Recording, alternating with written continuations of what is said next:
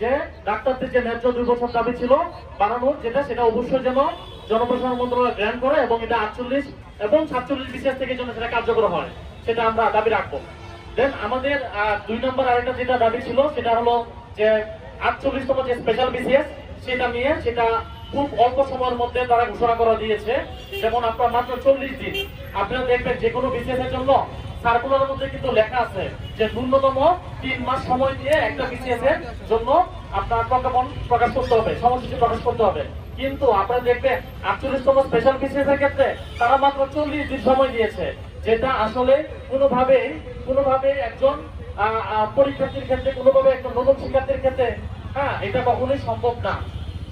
আমরা জানি না তারা এত দ্রুত পরীক্ষা নিতে যাচ্ছেন কেন। আরেকটা বিষয় আপনাদেরকে বলে রাখি, তারা আপনাদেরকে বলেছেন যে চিকিৎসক সংকট মোকাবেলার জন্য তারা এটা নিচ্ছেন। কিন্তু আমরা সাংবাদিক ভাইদেরকে একটা জিনিস বলতে চাই যে জিনিসগুলা মন্ত্রণালয় সহ পিএসসি সহ অনেক জায়গায় তারা এই বিষয়টা ভালোভাবে উপলব্ধি করতে পারছেন না। আমি একটা উদাহরণ দিই, যেমন ধরেন কেউ 48 বিসিএস এ যদি তারা চান্স পায় এবং সেটা যদি আগস্ট বা সেপ্টেম্বরের মধ্যে নিয়োগ হয় এবং সেই ব্যক্তি যদি তার 47 বা 46 বিসিএস এ সুপারিশপ্রাপ্ত হয়ে থাকে, তাহলে সে কিন্তু 48 বিসিএস এ জয়েন করার পরেও পরবর্তীতে সে কিন্তু 46 বা 47 বিসিএস এর ক্ষেত্রে সে জয়েন করবে, তার কারণ তার প্রমোশনের বিষয় থাকে। এখন আপনি যে 48 বিসিএস এর চিকিৎসক সংকটের জন্য আপনি দ্রুত নিয়ে দিচ্ছেন, কিন্তু আবার তো সেই একই কাজই হচ্ছে।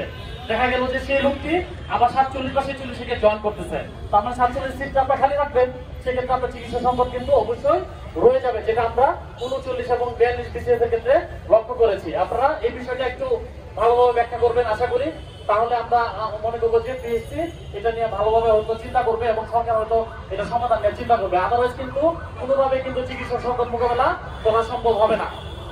আচ্ছা, আমাদের আরেকটা দাবি ছিল সেটা হলো যে যারা ইন্টার্নশিপ করছে এখন, যদি স্পেশাল বিসিএস নিয়ে নেওয়া হয় তাহলে তারা কিন্তু ইন্টার্নশিপ শেষ করার পূর্বে কিন্তু তাদেরকে তারা নিয়োগ হতে পারবে না, সুপারিশপ্রাপ্ত হতে পারবে না। সেই ক্ষেত্রে আমাদের দাবি হলো যে ইন্টার্নরা যাতে তাদের সাময়িক সনদ, যেটা এমবিবিএস পাস করার পরে যে সাময়িক রেজিস্ট্রেশন, সেই রেজিস্ট্রেশন দিয়ে যাতে তারা সুপারিশপ্রাপ্ত হইতে পারে, সেই ধরনের একটা প্রজ্ঞাপনে একটা বিষয় উল্লেখ থাকা লাগবে। এটা হলো আমাদের 3 নম্বর দাবি। 4 নম্বর আমাদের স্পষ্ট দাবি, সেটা হলো যে পরীক্ষার অবশ্যই স্বচ্ছতা আসতে হবে। আপনারা হয়তো জানেন যে ঘটনা নিয়ে আজকের এই ফ্যাসিস্ট বিরোধী আন্দোলন শুরু হয়েছিল। আপনারা জানেন সেই ছাগলকাণ্ড থেকে শুরু করে সেই বিসিএস এর প্রশ্নবাস থেকে শুরু করে যেখান থেকে কিন্তু আন্দোলনটা শুরু হয়। তো আমরা চাই স্বচ্ছতার ভিত্তিতে বিসিএসটা যেন হয়। আমার আপনার মতো ডাক্তারের কাছে আপনি রোগী হিসেবে আসবেন, যাতে আমি একজন মেধাবী এবং যোগ্য দক্ষ ডাক্তার হিসেবে যদি আপনাকে চিকিৎসা করতে পারি, সেই ব্যবস্থা, সেই অধিকারও কিন্তু জনগণ হিসেবে আপনার দায়িত্ব রয়েছে। সুতরাং আমরা চাই 48তম বিসিএস এ যে সকল পরীক্ষার্থীরা অংশগ্রহণ করবে তাদের লিখিত এবং ভাইবার নম্বরপত্র অবশ্যই প্রকাশিত করতে হবে, যাতে স্বচ্ছতা ভিত্তিতে নিয়োগ হয় এবং আমরা কোনো অস্বচ্ছ, কোনো দলীয় কর্মকাণ্ড যাতে এর সাথে জড়িত না থাকে সেই দিকে সরকারকে আহ্বান করব, তারা যাতে একটা স্বচ্ছ এবং জবাবদিহিতামূলক একটা বিসিএস এর ব্যবস্থা করে, যাতে কেউ এখানে আন্দোলন করতে না পারে যে এখানে কোনো ধরনের স্বজনপ্রীতি হয়েছে, এখানে কোনো সুপারিশপ্রাপ্ত বা ভাইভাতে কোনো ধরনের স্বজনপ্রীতি হয়েছে, এই ধরনের বিষয় যাতে আমরা পরিলক্ষিত না করি। সেক্ষেত্রে আমাদের চতুর্থ দাবিতে হলো অবশ্যই বিসিএস পরীক্ষার ক্ষেত্রে লিখিত এবং ভাইবার নম্বরপত্র প্রকাশ করতে হবে। ধন্যবাদ।